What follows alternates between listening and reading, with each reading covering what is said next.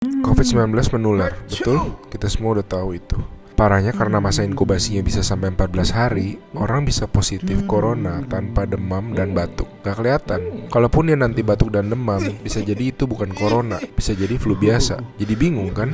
Nah, saat ini cara yang paling akurat yang kita punya adalah dengan testing. Pemerintah ini sedang mempersiapkan testing massal di hari-hari ke depan. Pesan utama video ini adalah jangan panik ketika nanti setelah testing massal, angka positif corona kita naik tajam. Kenapa? Ibaratnya selama ini lampu yang nyala itu cuma lampu kecil aja, sehingga kasus yang kelihatan ya sedikit. Tapi begitu lampu-lampu lain dinyalain, baru semuanya kelihatan. Jadi kalau nanti dalam sehari angkanya naik tinggi, artinya bukan dalam sehari tiba-tiba terinfeksi menyebar. Oh my god, penyebarannya cepat sekali, dalam sehari naik sekian. Lebih tepatnya, dalam sehari kelihatan banyak kasus positif yang terinfeksinya itu dari kemarin-kemarin, tapi belum kelihatan. Ngerti ya bedanya ya? Pahit emang rasanya ngeliat fakta, tapi ini penting banget. Makin kelihatan, makin mereka bisa diisolasi sehingga nggak nularin ke orang-orang yang lebih banyak lagi.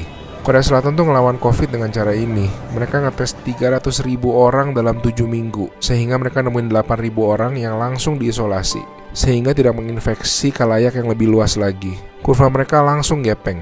Alasan lain untuk tidak serta-merta panik, COVID-19 itu penyakit dengan berbagai tingkatan menurut WHO. Secara statistik, sebagian besar kasus-kasus yang akan positif nanti akan masuk ke dalam kategori sedang. Dan secara statistik, kebanyakan bisa sembuh. Tetap berbahaya, tetap harus sangat waspada, tapi lengkapnya baca-baca jurnal resmi WHO ya.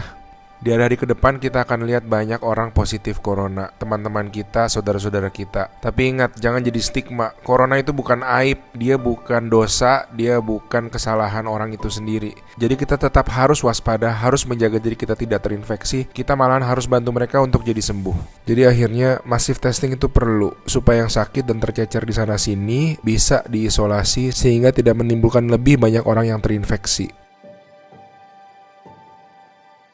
Pahit rasanya nanti ngeliat angka-angka ke depan, tapi ini langkah yang sebetulnya sangat positif.